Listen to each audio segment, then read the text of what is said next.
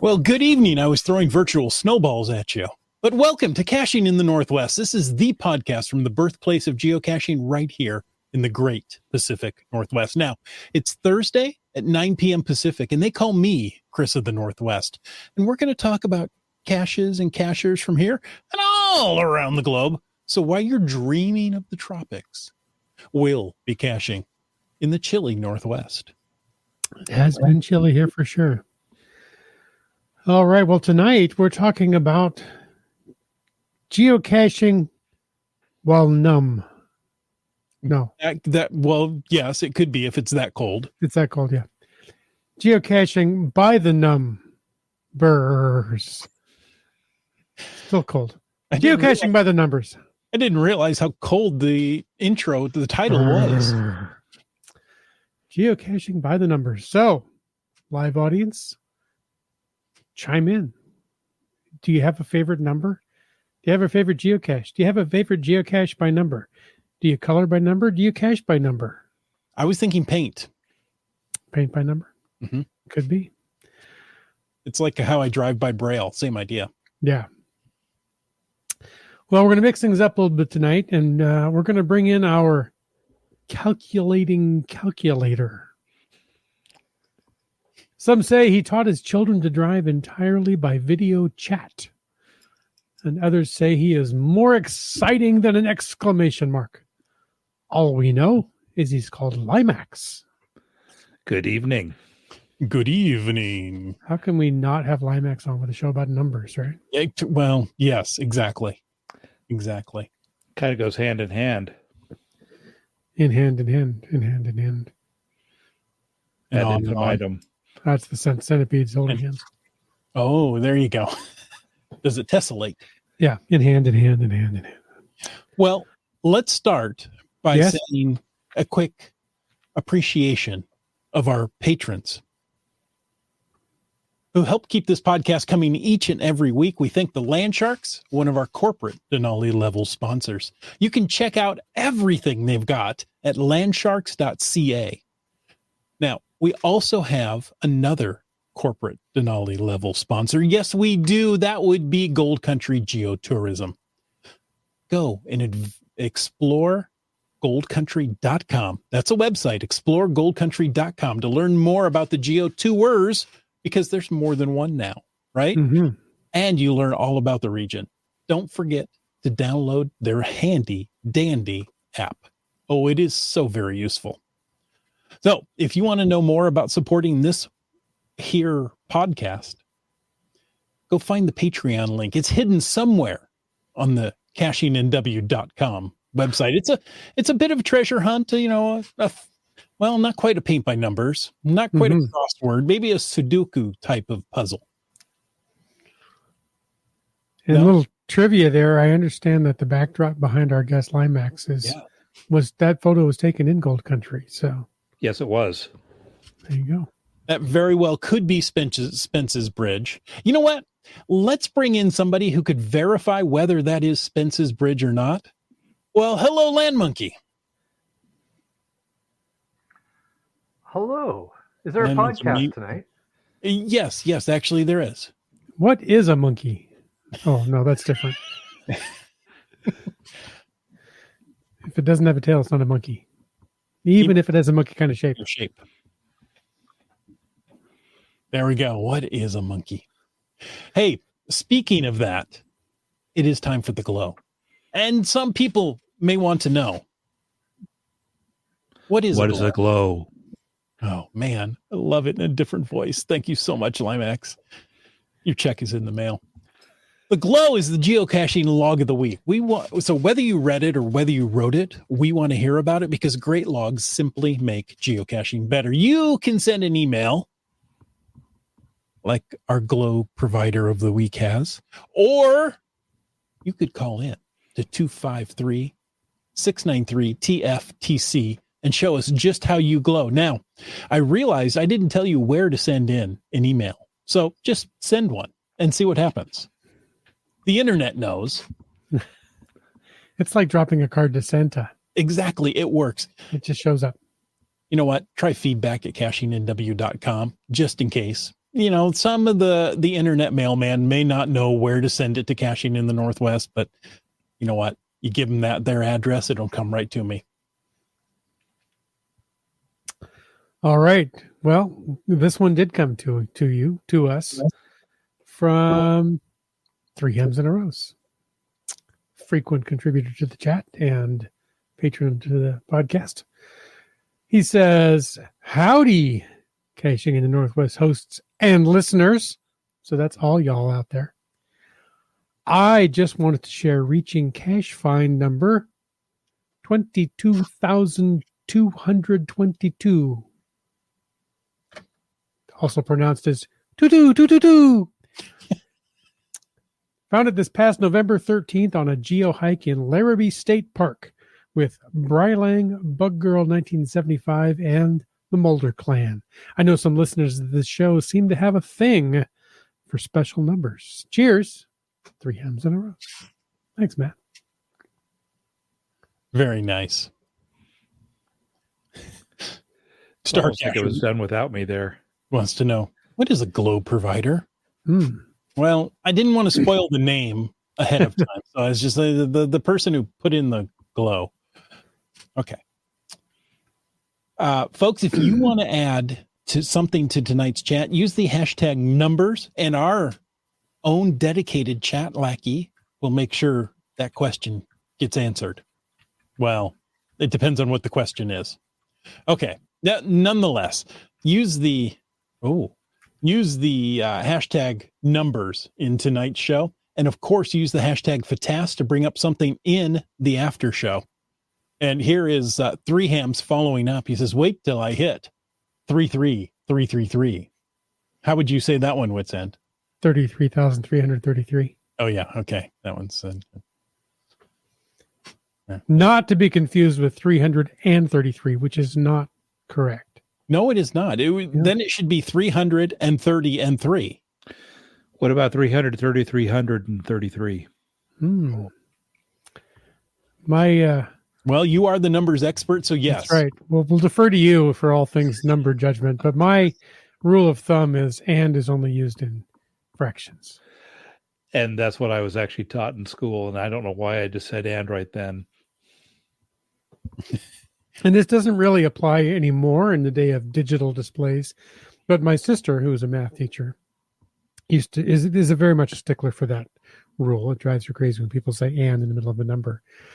But she says, I used to tell my students, and you will never, ever, ever see decimals and fractions in the same thing. And she says, and then I drove past the local gas station and saw the gas with this and 9/10.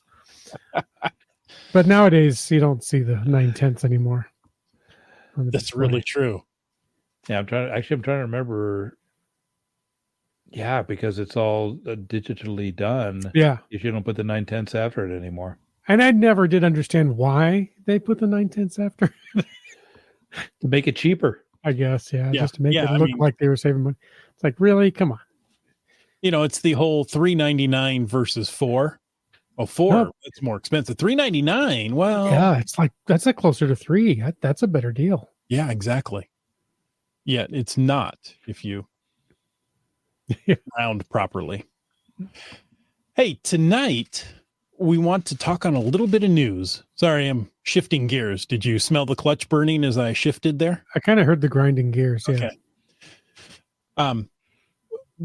Now we've got 2 news stories. The first one is from the geocaching blog, our favorite premium features. This one is the Trails map.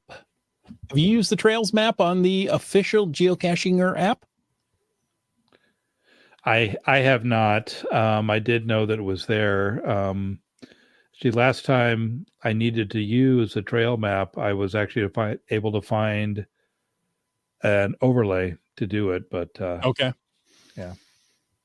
Well, if we go on to read a bit more of the articles, today we're shining a light on one of our favorite premium member features, the Trails map. The Trails map is an option available on geocaching.com and the official Geocachinger app that shows trails in cities, parks, and wild spaces. Have you been to some wild spaces? I'm telling you. This useful feature I didn't pause because, you might answer that and I don't want to go that way. This useful feature is a help to get any geocacher who's ever searched for a cache off the beaten path or in an off the grid area. Now, number one, the trails map shows paths that other maps don't, right? If you switch to the trails map, the path to the cache is clear. And personally, I've used this a lot, right? You look at where it is and you go, hold on. Let me open up a map that shows the trails. Look at that. There's a trail right to it instead of bushwhacking that extra 100 feet. Because, well, I've been known to do that. I can vouch for that. Yeah. Number two, the map is built by a community of map lovers. And you want somebody who loves maps to build maps. The Trails Maps relies on OpenStreetMap. Perhaps you've heard of OSM. OpenStreetMaps is an open source map built by map enthusiasts who contribute and maintain data all over the world for roads, trails, cafes, rail stations, and much more. That means the Trails Map reflects the local knowledge of people who know the area well and have actually traveled along the paths shown on the map. So if you want to, you can use your GPS, record what do they call it? A trail? I haven't used a GPS in a long time. I would say like a breadcrumb trail or Breadcrumb something like trail, that. Yeah. And then upload that to OpenStreetMaps. Oh, are you down with OSM? Yeah, you know me. A track. Thank you. A track. That's what you turn on tracking. Thank you. Silly me and my lack of GPS knowledge. Look how quickly it goes. Yeah, you got quickly off track. Yeah. That was well done. That was really well done. Anyway, if you could use those tracks, upload them to OpenStreetMaps, and make sure that the trails that you use on a regular basis are on those. So anyway, I got off track talking about tracks. Mm-hmm. Number 3 from this article is it keeps you on the right trail when you're off the grid. Perhaps the best thing about Trails Maps is that geocachers can look for geocaches when they're offline, a feature that makes it easier to geocache in the further off corners of the great outdoors. Premium members, did you catch that? Premium members can save lists of geocache for offline use in the Trails Map in the Geocaching app. So, how do we do that? Everybody pull out your phone. You want to follow along. Here's how to download a list and access it offline. Go to the My List section in the Geocaching app. Tap the ellipsis. That's the 3 dots. Next to the list that you want to download, select Download Offline Data. While offline, all downloaded lists will show a green check mark, so you can look at them quickly and know if they're loaded. So there you go. Have a shot. Take a shot. Get off the trail and see where you can go. No, this is to show you to stay on the trail. That was really bad advice. The whole point of this is to show the trails. Come on. Oh, yeah. Sorry. All right. Well, that could be very useful. I can't say that I've actually done that, but I'm going to investigate it soon. Well, I can say in Cachely, you can also use OpenStreetMaps. Mm-hmm. Yeah. I didn't want to take thunder away from the Geocaching app, but Cachely also uses OpenStreetMaps to allow you to see those trails quickly. Right. And I've got offline maps downloaded onto Cachely because I never knew if I was going to be in an area where I've got a good cell signal or not. Right. All right. Well, download those offline maps and trails and make your next caching experience just a little bit better. You can probably measure exactly how much using numbers. And tonight we're talking about geocaching by the numbers. Use the hashtag numbers to let us know your thoughts on the topics. Wouldn't that be the number sign tonight? I was going to say, would that be 2 hashtags? Yeah. Use the number sign numbers. No, the Octothorpe. Yeah. So, anybody know anything about numbers? Well, Nope. I know I can count greater than 1. I can go to at least 5 on one hand. Yeah. I know there's a method you can do on a hand where I think you can count Knuckles. I'm not sure by counting knuckles or something like that, you can get even further, but not something.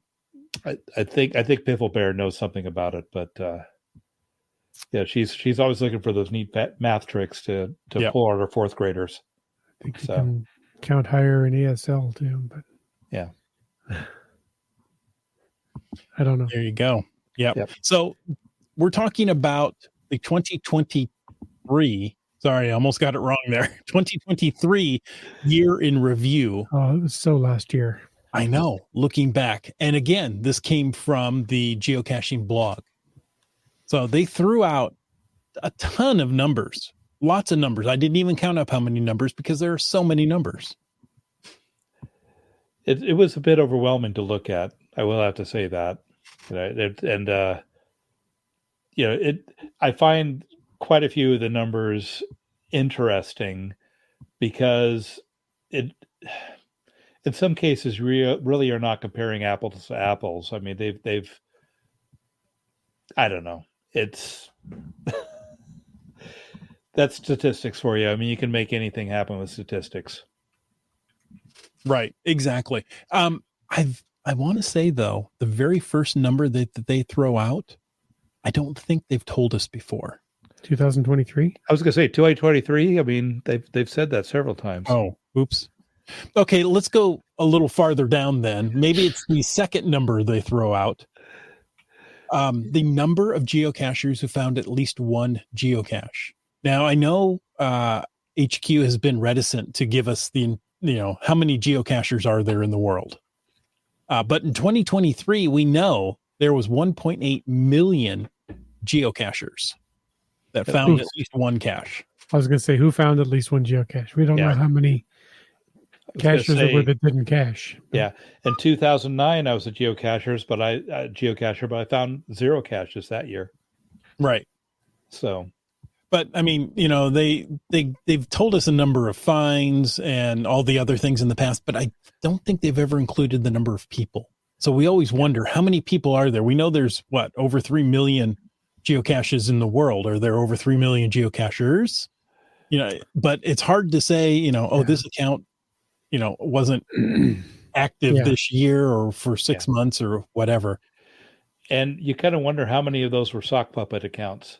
Good point. And I know, I mean, for instance, GSM times 2, when Bellagio is with them, Bellagio logs a cache too. Look at that. Look at there. Same question I just asked. Just like you. Yep. Yeah.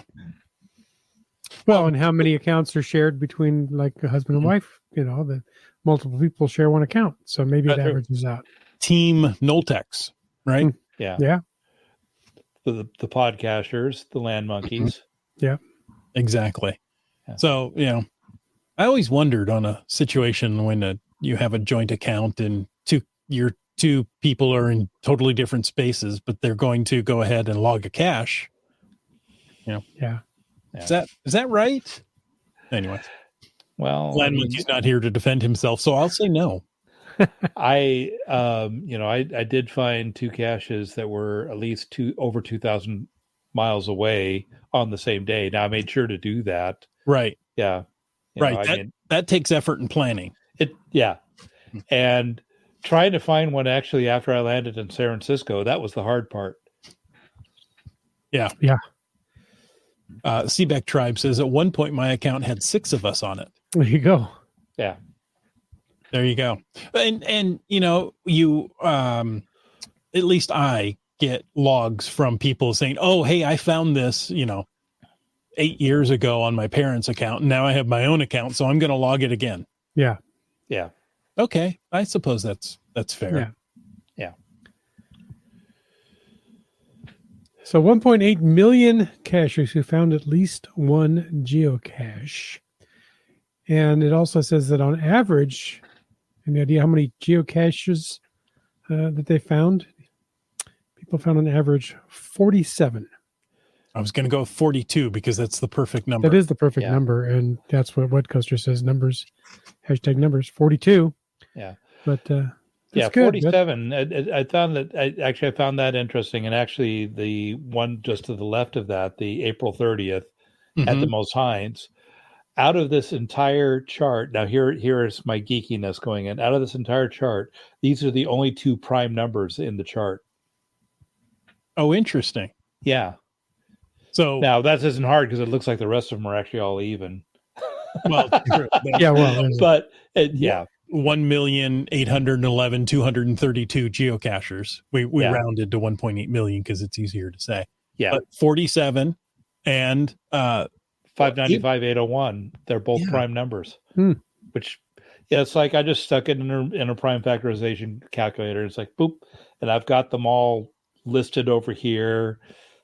If we run out of things to talk about. So what prime is 595,801? The calculator didn't go that high. It couldn't tell me. 47 is the 15th prime, though. Okay. Yeah. Going back to multiple users on an account, 3 hams and a rose. So there you go. There's at least 4 people, right? Yeah. My wife, the Rose in 3 hams and a rose, has bagged us 4 states and 1 province on her conference travels, but I won't log a cache until she returns. I don't want to mess up our distance traveled travel bug. Yeah, that would mess up stats a bit on that. Huh? Right. You go back and forth, you ping pong on travel. Yeah, I could see that. Yeah. Nice. So average 47. I mean, we know some people found, we have, people listening tonight that found well over 1,000 this year. Yeah. And there may be, somebody who's just found 1. Yeah. And I had a 111-day streak that I also went on. Wow. Yeah. And it's like, I've maybe found 2 caches since then. I mean, but January has been a very busy month. So getting out caching has just not been in the cards. Not practical for you? No, just the weekly. We've got a weekly noon event that I've been going to lately. Yeah, so there's my find. Yeah, there you go. Yeah. Keeps you up to date in your Jasmer, that's for sure. Well, I was going to say, I have joked, and I do joke about my numbers being pathetic, but that's only compared to some very prolific caches I know. And but yeah, my numbers are rather modest in the grand scheme of things, but it was somewhat comforting to know that my find count was above average, based on these numbers. There you go. Now, we see that almost 67,000 geocachers hid a geocache this year, at least 1. So that's quite impressive. That's like 3.7% of the 1.8 million caches who found a cache. Is it really? You just did that in your head? Yeah, pretty much. Well, then why do we have Limax on? I just channeled my inner Limax. Oh, okay, good. But yeah, that's that's pretty good though. 67,000 caches hit it, and 21,104 geocachers hid their first geocache. So that's a little under a third the people that hit a cache did it for the first time. That's pretty nice. Yeah, I know. I just saw some brand new cachers in this area hide them. Yeah, eventually I'll hide a cache myself, but I figure, I've gone 20 years so far. What's a few more? Why ruin us? You're on a streak. I'm on a streak. but you could be a stat next year. I did that math in my head, by the way, the 1/3. So just about. Just want you to know I did that one in my head. Yeah, man. So hey, well, I find it interesting that at least 67,000 caches were added this year. We don't know the total number of new caches, do we? No, they kind of quit keeping track of that. Yeah, in a public forum. Well, and because they could be a new cache, but if they're not any good, they don't last. Yeah, and it's fun to say, hey, yeah, we added 140,000 caches, but only 100,000 made it throughout the year. Well, I know at least 1 cache gets added per week here because that's part of the noon event. Is a new puzzle cache each time. Wow, really? Yeah. And, these are actually approachable. Fizzy has said that he's wanted to try to make this area a little bit more approachable when it comes to the puzzle caches. So there's an effort to do that. IHAM wants to know, are there stats regarding hosting events? Well, yes, there are. Well, yes, there is. Did I miss it?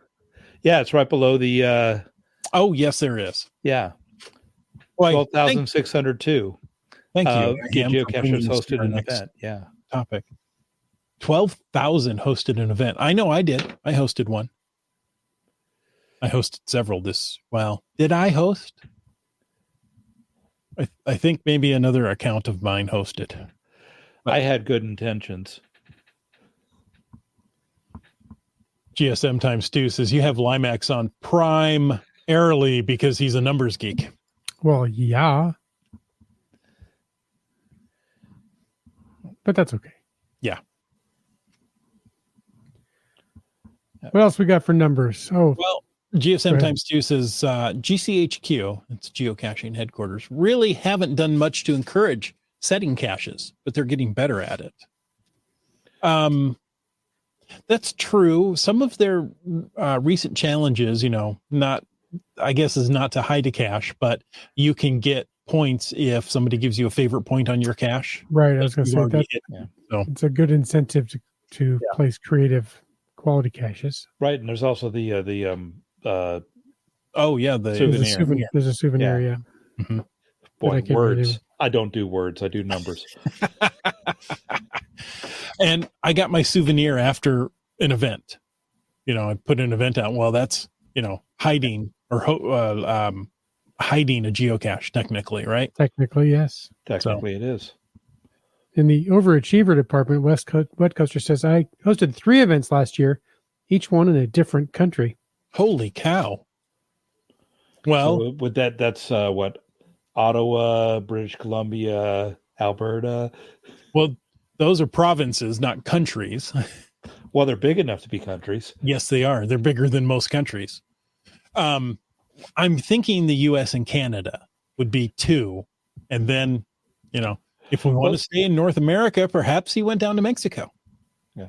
Well, it seems like I remember him going on a European trip this past year. Maybe he did. I don't remember now. Thank you. That was very good. Yes, he hosted events on a cruise. There you go. Canada, Guernsey, and UK. Now, where is Guernsey? I hear that come up, and it's like I should remember where that is. Isn't it a breed of cow? That's all I know. Okay. I thought that was a Jersey. Oh, it's. I should know Guernsey. Guernsey might. Oh, there's something similar to that. It's one of the Channel Islands between the UK and France. Aha. Okay. There you have it, and a type of cow. I believe it is. And Wet Coaster says it's within sight of France. Wow. But yet not France. So he could see France, but he didn't host an event in France. I believe he did those. I want to say he talked about them during the year, and that he hosted, while traveling. And I think that's a brilliant idea. Yeah. Now, our resident overachiever in hosting events, Seebeck Tribe, hosted about 32 events last year. Also held my 50th on 123 at a bowling alley, which my sister referred to as the waltzing day. Yes. Oh, yeah. I refer to it as that myself. Nice. Yeah. I never thought of that. Okay. Yeah. We won't be able to do that this year. It would be kind of a misstep, wouldn't it? 1, 2, 3, 1, 2, 4. 1, 2, 3, 1, 2, 4. 1, 2, 3, 1, 2, 4. But there you go. They were mostly July to December. And I know Seebeck Tribe started this during some of the summer challenges to, host an event or, and she just kept going, and she's doing one a month at least. There was a time she did, I want to say 1 a day for a week, or at least 5 in a row, something like that. It was crazy. So, Yeah, that's why it's like going back to this the statistics, looking at April 30th, that was of course right in the middle of the whole challenge thing. Sorry, no, it wasn't right. Never mind. Fake news.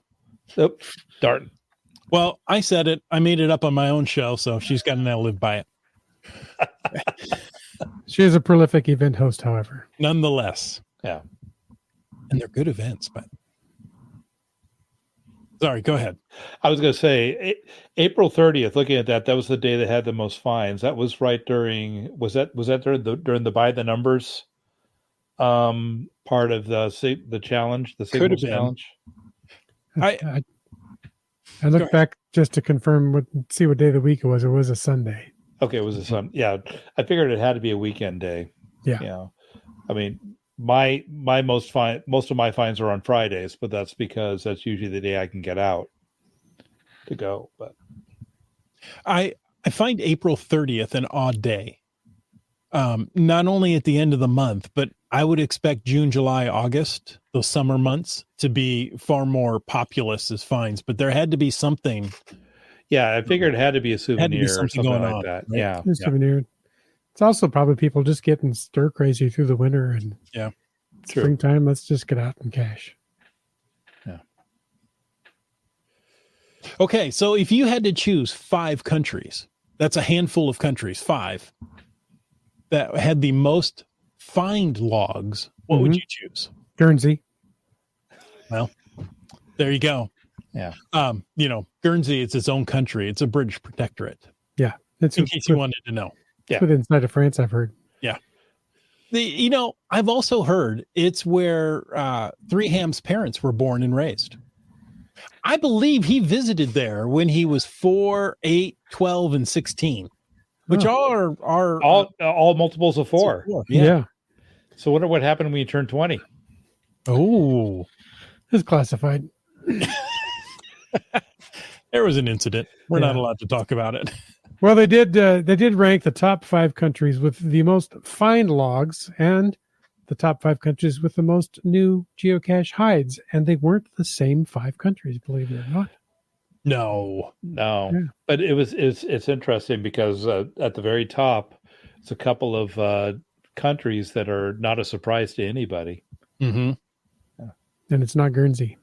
That's not Guernsey. No. 1, 2, 3 are the same in both categories. Yes, but 1 and 2 switch between the categories. Right. So starting with number 5, let's count them down to number 1. The 5th most find logs by country is Kranzellerbach. No, that's not what I read from that. When I was working in the paper products industry, that was what CZ always stood for. But what is CZ? Is it Czechoslovakia? No, what is CZ? Yes. It's they're calling it Czechia in the if you look underneath the rest of it, but because I thought Czech and Slovakia were 2 different countries. Yeah, Czech is I thought it was Czech Republic, but I mean the fact I'm looking at their on the blog page itself, and it has everything listed, and it says Czechia, CZECHIA. I'm glad you checked on that. Yeah, Czechia. See, and I would when I saw it, it's like, oh, that's Czech Republic, but I mean, it may have just got underneath the name change, and I didn't realize it. Well, and I think they do this so the sellers can sell more globes. Because if you keep changing the name of the countries, you got to go get a new globe. True. Yeah. True. All right. So 5th is Czechia with a flag that consists of red, white, and blue. 4th is Nederlanden. Netherlands. The Netherlands with a flag of red, white, and blue. Oh, okay. Well, what's number 3? Coming in number 3 is a French. I hear you can see French Guernsey people from there. did that. Yeah, you can see Guernsey from France. Yeah. And by the way, France has a flag that consists of red, white, and blue. Or more properly, blue, white, and red. Yeah, that's not proper. It's just French. Okay.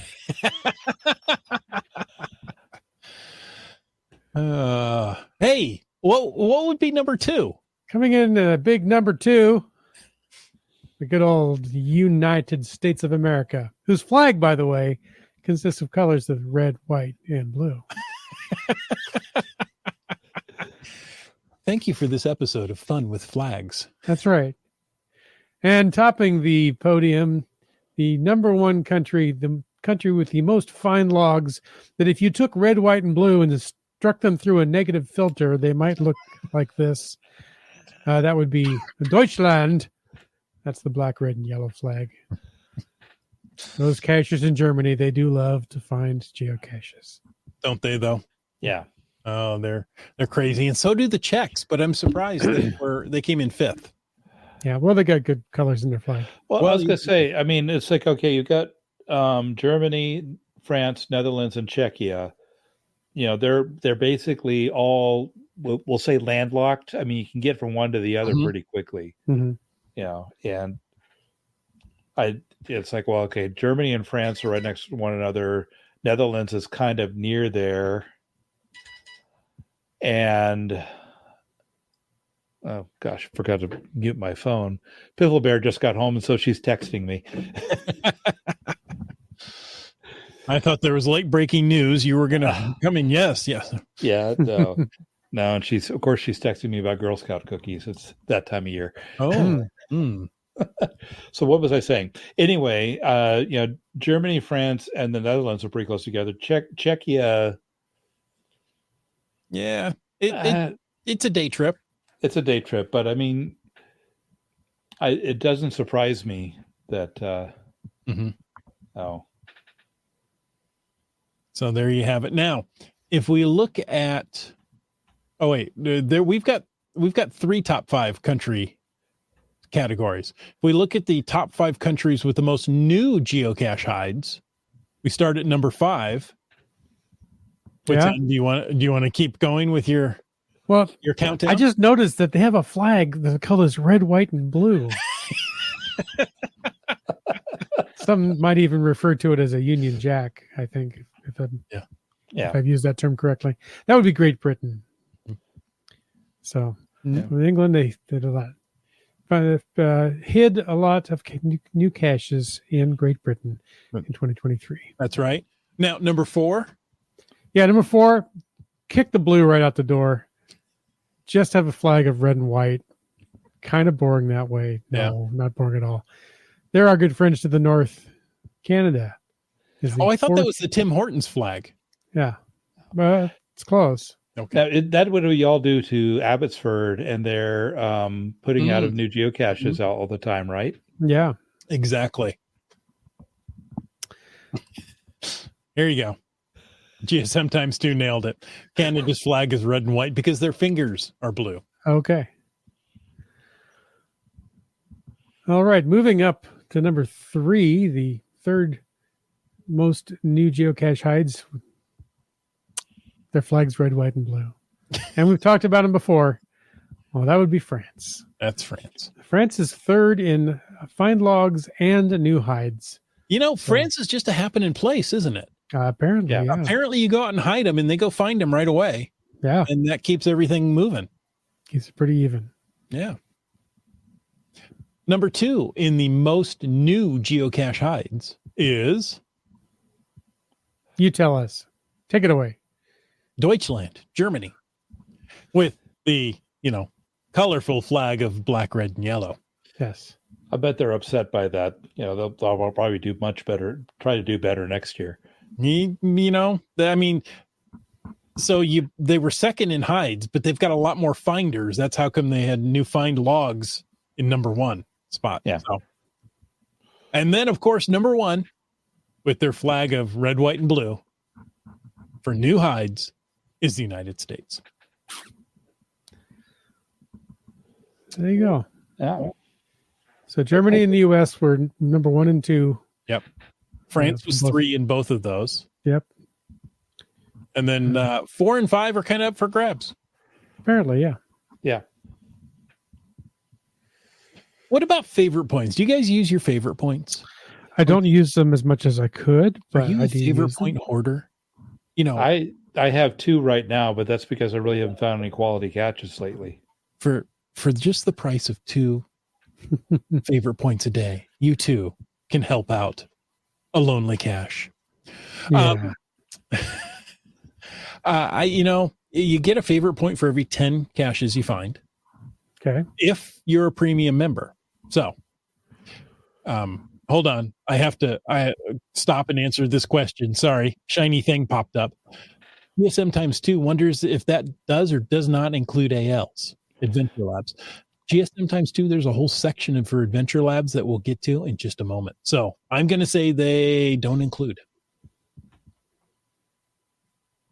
Oh, CRS98 says, I'm going to guess the U.S. had more power trails than any other country, hence the number of new hides.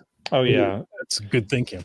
Well, if you looked down right near Yuma, there was a heck of a power trail that just got posted down there. And power trails are all over Idaho and Oregon, too. Mm-hmm. Yeah. So, I mean, although those have been around for a while. So When you consider the, geographic size of the U.S. versus the European countries, there's just a whole lot more room to place power trails and caches like that. Right. Yeah. And geo art. Mm-hmm. Yeah. True.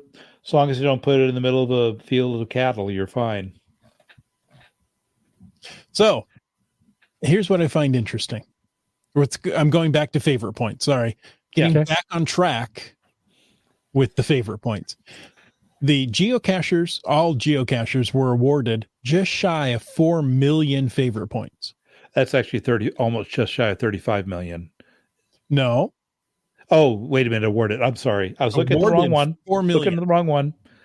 The global community of geocachers has 34 million favorite points to award. So almost 10 times as much. 10 times as much. They took those 4 million they earned this year, just held on to them and increased that to the 30 million. So people, get rid of your favorite points, use them up.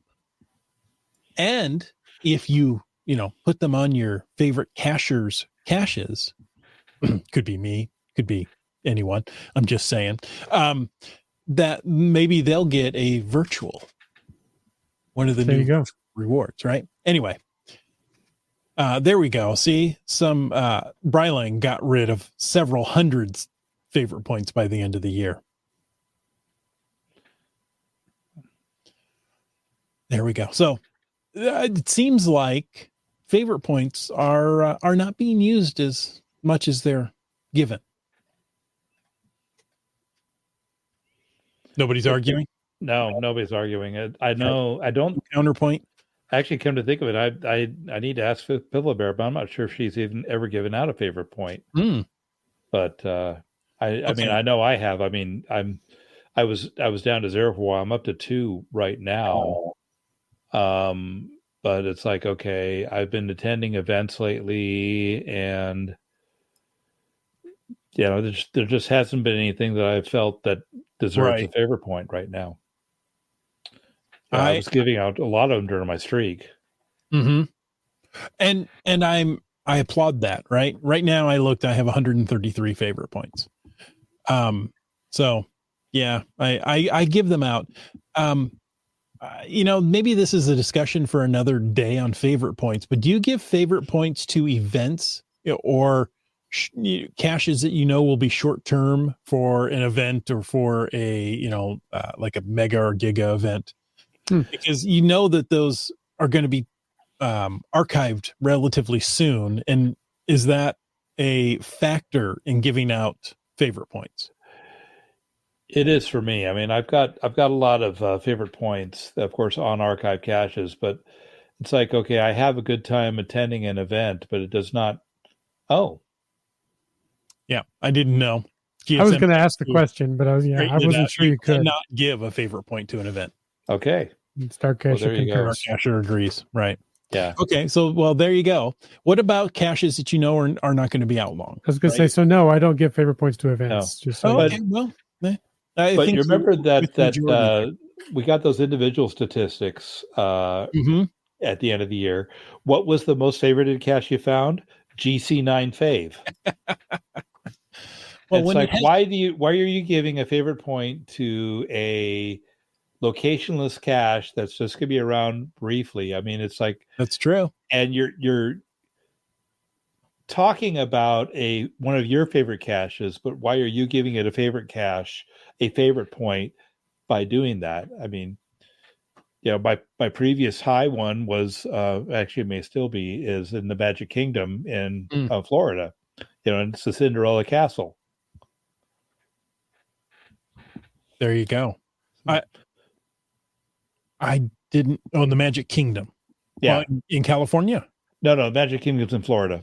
That's right. Sorry, Yeah. California has Sleeping Beauty's castle. Yeah, Sleeping Beauty Castle's in California. Because when I was there, I found out through a close friend, shall we say, that you can go into Sleeping Beauty's castle and walk through the. I didn't know that. Yeah, so I learned things. I've done that to get out of the rain before. Yeah.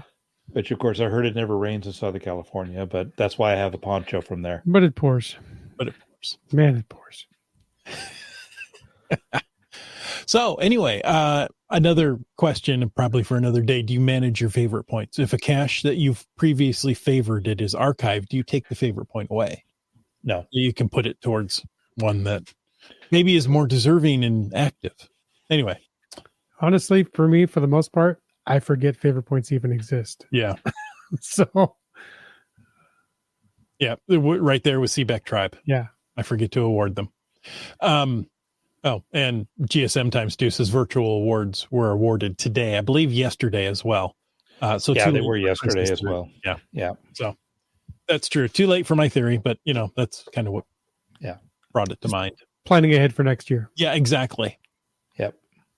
Or later this year. Or whenever the next time is, yeah. Should we jump to Adventure Labs or should we talk about community next? What do you guys feel? We can play fast and loose with numbers. We certainly can. Let's jump to Adventure Labs since it was brought up earlier. Yeah. Somebody want to mention how many Adventure Labs are currently active? That would be 66,996, which, just like actually the total number, the total number of favorite points that the community has to give out. I mean, the fact you had only 3 numbers between that, 34, 342, 442, and now you've got 66, 996, and 9s just look like 6s anyway. Yeah. Just shy of 67,000 adventures. So if there isn't one near you, well, you shouldn't be too far away. It's like I've done all the ones near me. Now, out of those 67,000, 9,630 were created just this year.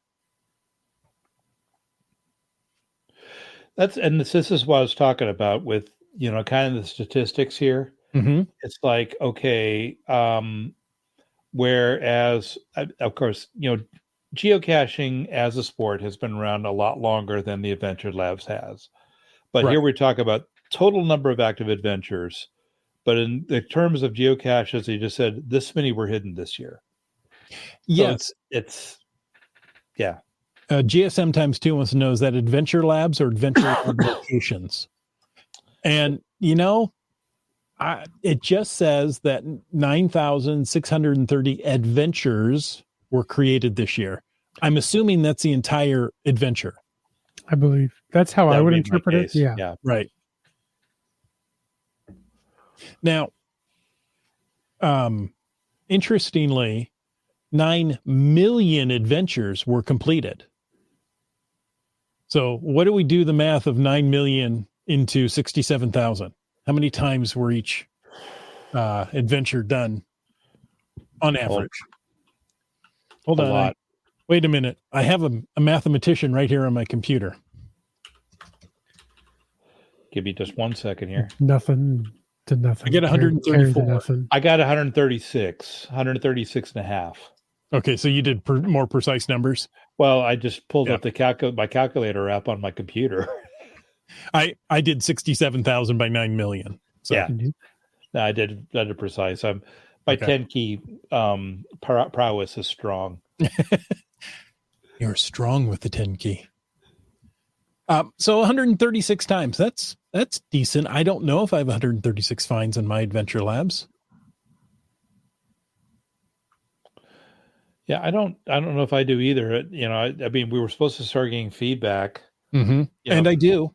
I don't get any feedback on mine. It's I know Piffle Bear does on hers, but she's got a sign missing on hers, and it's like I actually need to take a drive up the coast and check out all the sites. Piffle Bear thinks I'm crazy to try to do that in a day, but why not? I mean, okay, it's only 4 hours to the closest spot, and getting up to Leggett via U.S. California Highway 1 is not the fastest way to get there, but I'll do it, just to get it done. But I'm going to wait till the weather improves first, and that I've got time. Well, there's that. Yeah. Okay. So GSM times 2 is, I have a feeling that's 9 million locations, not adventures. I don't know about that, because if we look at 67,000 adventures out there, that's 134 finds per adventure. Some adventures are going to be found much more than others, right? Say Disneyland or, other places. I think that's a reasonable number for adventures and not locations. Yeah. So I know Piffle and Bear and I both found the adventure that was in the area between the gates when we went through there last March. Yep, I did too. Yeah. We also did the one in downtown Disney as well. Yes, I did. I had to think about that one. Yes. I think I had to run back for one when I realized, there's an adventure here. Yeah. And we stopped for lunch on the way too. Nice. GSM times 2 says my adventure's been found about 44 times. I'm sure there's a quick way to find that. I'm not going to do it right now. But yes, I'm getting feedback. And that poses the question of, do you guys leave feedback on your adventures? When you do one, do you give it stars and then put in some words? I haven't been, but I've been lazy about it. I probably should start doing that. I did that on the first few I did. Then I found out the feedback was public. So I had to go back and change some of the comments in the one I made. Mm-hmm. Not that anything was bad in the comments. I was giving things away on the stages. It's like, how did you, some of the stages I had to, play multiple guesses in order to find it because I couldn't find the answer. CRS 98 says, I'm sure GSM times 2 is right, meaning that it's 9 million locations, not adventures. Okay. Actually, GSM times 2 leaves feedback, as does CRS 98. I don't always include pictures. He says, I always leave a bit of feedback and include pictures. I always give it a rating and, at least say thank you for taking the time to create this, depending on how good it is. Some of them are fabulous. Some of them provide a great walking tour of the history of the area, different things like that. You're like, wow, this was worthwhile. Yeah. Okay. Here we go. CRS 98 apparently has some insight here. Well, if you've met him, he's very insightful. Anecdotally, there are far fewer adventure labs being created now than new caches. Having said that, I do a lot more adventure labs than caches in terms of publication rate. Yeah, sometimes if you're doing some of the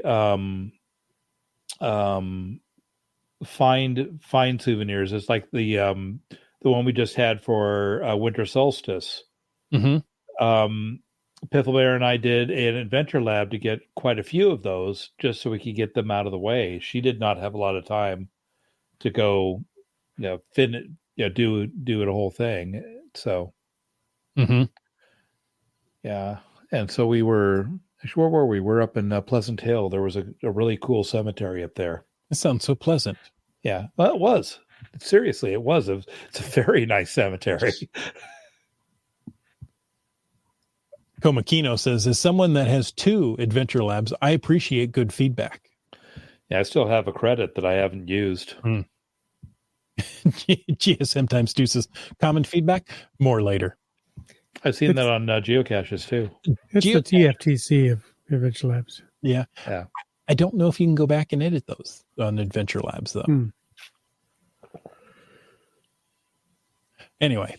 Okay. So Adventure Labs. There we go. 67,000 total, 9 million completed, and 9,600 created this year. Top 5 countries Yeah. with the most adventures. Guess what color the flags are? Black, red, and yellow. Well, that's number 1. That's Okay. number 1 is, yeah. Common theme there. And number 2? Yeah. With the red, Again, white, blue? yeah. Again, the U.S. and Germany have the top 2 spots. And France is Germany. number 3 again. And France is 3. France is very consistent at the number 3 spot. Yes, they are. Yeah. Coming in 4 and 5, each with a red, white, and blue flag, are players we've mentioned previously. 4 is Great Britain, and 5 is the Netherlands. That's right. Yes, you can go back and edit AL feedback. Okay. I do it through the phone. It's how you do adventure, and I just never go back and do it. I have to admit, I usually leave stars, right? Depending if everything's there, great, 5 stars, and say, hey, thank you for this. One I did just at the T-Mobile Park where the Mariners play. One, maybe it was because of construction and they had barriers up and I couldn't see everything I was supposed to see. Mm-hmm. And you're supposed to count the number of figures, and I'm like, oh, that didn't work. So, with Adventure Labs, you can keep guessing, forever. So I just kept incrementing by 1 till I hit it. There it is. I must not be able to see them all. I've done that. Yeah. I actually did that recently with Where I Go too. Similar sort of thing. But I know in Dublin, there was a adventure lab at the Pioneer Cemetery, which is it's the cemetery that was there before. Well, actually, Dublin was only recently incorporated, but even before there was even a community. And I'm thinking Dublin, California, not Dublin, California, Ireland. Okay. Yeah. Anyway, it had an adventure lab in it, and they were doing some renovations, and so you couldn't really do the entire adventure lab unless you really wanted to trespass across the orange construction fence. So we went back and did it later. At least, no, I know I did. I don't know if Piffle Bear was with me. She did it. Yeah. Trying to remember. It didn't. Yeah. The last section is community, and things like the most viewed TikTok post of 2023. And I assume this is just on the geocaching account.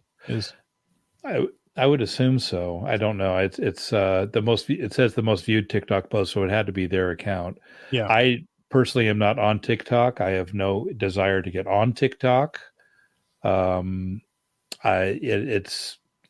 It still seems sketchy to me, but I know that it gets used a lot. But my son is on TikTok, and he makes some serious money on there. Yeah. So, anyway, the most viewed TikToks or geocaches are hidden all around you. Some are more hidden than others. The most liked Instagram post of 2023. Have you ever seen a cache like this? That could be any one of many caches, any one of many posts they had. The most viewed blog post in 2023. What comes next in the wheel of challenges? Well, that's easy enough. There was 6 of those. Right, but which one? Yes. It could have been any one of the 6. Right. And the most shared Facebook post of 2023 is the search for alien life is right at your fingertips. And I wonder what the geocaching one was. Oh, no, that was it.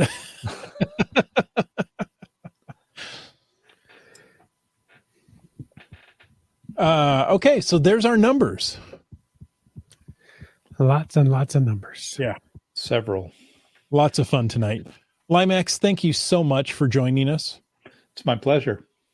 We liked it. And folks, we want to thank you for tuning into this episode of Caching in the Northwest. And of course, we want to take a moment to thank our sponsors. That is Landsharks and Gold Country Geotourism, our corporate Denali level sponsors. Landsharks.ca is the outdoor adventure and geocaching store. Check them out online because they ship orders every single day Can you believe that? That's amazing. And for absolutely amazing geocaching and outdoor adventures, go check out exploregoldcountry.com. And if we also want to take this opportunity to thank our other faithful Denali level supporters. That's Landsharks, Gold Country, Geotourism, Groovy Owl, Cool Cow Cachers, and Cachly. If you want to know more about supporting the show, click on the Patreon link on the cashingnw.com website, like what Coaster did.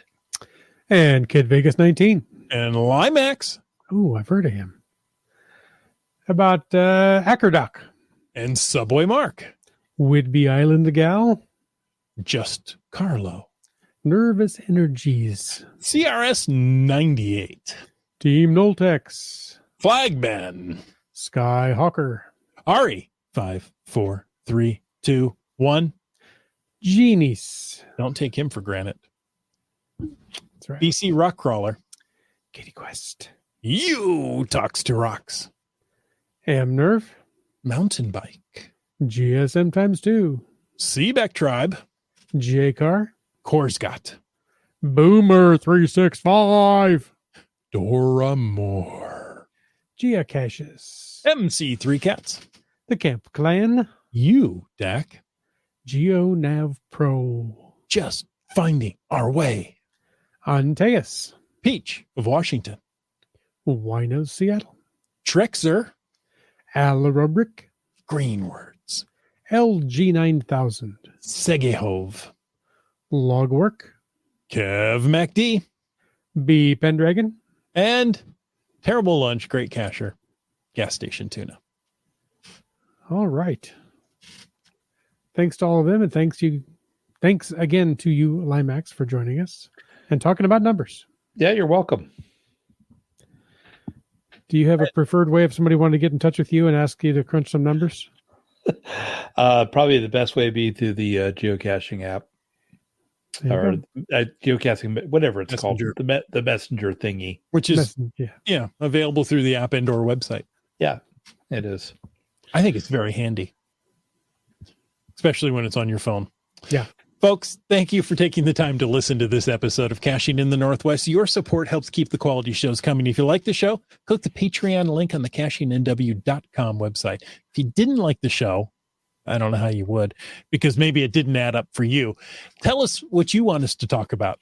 And if you like the vibe, please subscribe wherever you get your podcasts and give us a review. Because if you were in a restaurant, you would tip. If you were in a live audience, you would clap. But since you're on a podcast, leave us a free, fast, fabulous, fantastic 5-star review. Of course, you can always call 253-693-TFTC and leave a comment, ask a question, or help boost our numbers any time of the day or night. And of course, you can email us at feedback@cashingnw.com. Join us every Thursday night at 9 p.m. Pacific for a live show and chat. The show is produced by Chris Umfenauer, Jim Paulwitz, Jay Kennedy, and Brian Lang. It's licensed under a Creative Commons Attribution 3.0 license, copyright 2024 by Chris Umfenauer. And folks, I ask you to stay tuned for The After Show.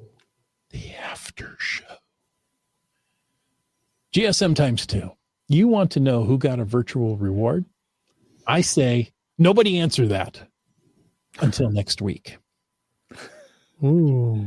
Well, I'm not on the show next week. Oh, did you get a virtual reward? Oh, no, of course not. Okay. With 0 hides, why would I have a virtual reward? I forgot that. That's right. Wait a minute. Let me do the math. Nope. Chances are the number of hides times something.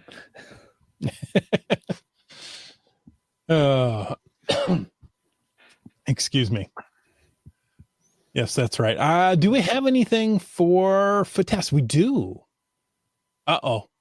See, now, this was well before I said don't mention it, but CRS98 got a 4th release virtual reward. Wow. Do you have to catch it first? Is it like catch and release? Yeah, kind of, yeah. Okay. Kind of.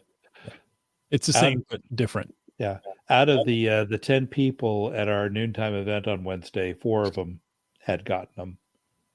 You know, if I do the math, that says 40%. Yeah, it says 40%. And there was at least 2 others that also got them that I found out about. So I don't know. 60% of the people you polled got virtual rewards. we'll just say 6 people of the ones I've pulled. But it was interesting because I don't know, because people were saying people who got them were, of course, they were thrilled that they got them. They were saying that there's been kind of a I don't know what the word is, but people in the Bay Area have not been getting them. Have not been rewarded them recently. I don't know. So Fizzy was really happy because it's, oh, good, several of my friends got them. Oh, good. I know he got one, I think, in the very first go round, back when they did things differently. So I know they try to spread them out across multiple countries, right? So if you look at it, the US could be unfairly represented. Yeah. So I get that. Also, we have another FATAS. This one's from IHAM. He's focused on the number 20 this year. This is his 20th anniversary of his first find on the 31st. So on the 31st of this month, there will be an event to celebrate the 20th anniversary. Excellent. So congratulations, IHAM. Yeah. My join date was January 28th, 2004. Oh, so you got time. Yeah, but my first not enough to do an event. It's only 10 days away. My first cache find wasn't until like February 27th or something like that. Okay. Or 28th. I don't remember anymore. That very first year, 2004, I found 6 caches. Well, but go throw yourself an event. You deserve it. You've earned it.